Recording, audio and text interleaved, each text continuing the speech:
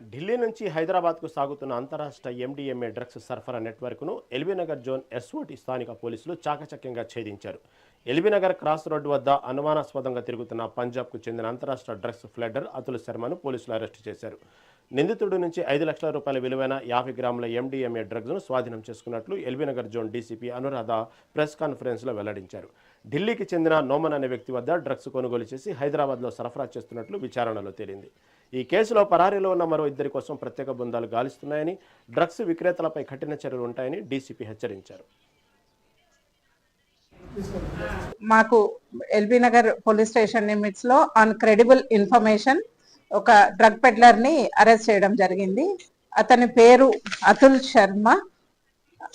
ఢిల్లీ నుంచి అతను ఎల్బీ నగర్ హైదరాబాద్ కి ఎండిఎంఏ తీసుకొచ్చి అమ్ముతున్నట్టు మాకు క్రెడిబుల్ ఇన్ఫర్మేషన్ వస్తే ఎల్బీ నగర్ క్రాస్ రోడ్స్ లో అతన్ని ఇంటర్సెప్ట్ చేయడం జరిగింది.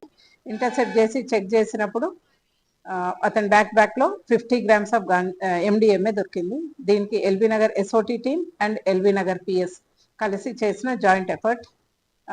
దీంట్లో ఇతను ఏంటంటే మెయిన్ గా ఢిల్లీ నుంచి ఒక కెఫే దగ్గర నోమాన్ అనే వ్యక్తి నుంచి ఈ ఎండిఎంఏ కలెక్ట్ చేసుకొని హైదరాబాద్ తీసుకొని వచ్చి ఇక్కడ ఇంతకు ముందు కూడా ఒకసారి అల్ఫాజ్ అనే వ్యక్తికి అమ్మినట్టు తెలుస్తుంది. ఈసారి కూడా అతనికే ఈ కన్సైన్మెంట్ ఇచ్చిన అని అతను కన్ఫెషన్ లో చెప్పిండు. మేము స్టార్టింగ్ సోర్స్ నుంచి కూడా ఎండ్ యూజర్ వరకు ఈ చైన్ మొత్తము ఎవరెవరైతే ఇన్వాల్వ్ అయ్యి ఉన్నారో వెరీ సూన్ వాళ్ళందరినీ కూడా అరెస్ట్ చేయడం జరుగుతుంది. ఈ సందర్భంగా మెయిన్ గా చెప్పేది ఏంటంటే మా commissioner of police Malkajgiri Sumathi madam ఆధ్వర్యంలో ఈ సంవత్సరము మొత్తము కూడా 2026 లో ఎస్ఓటి టీమ్ మెయిన్ గా ఇంటెలిజెన్స్ బేస్ చేసుకొని 56 ఎన్డీపీఎస్ కేసెస్ రిజిస్టర్ చేయడం జరిగింది. And 2.9 grams kgs of opium, 278 kgs of ganja, 2.1 litres of hash oil and 284.3 grams of MDMA ఇప్పటి వరకు కూడా సీజ్ చేయడం జరిగింది. మాకు ఎల్బీ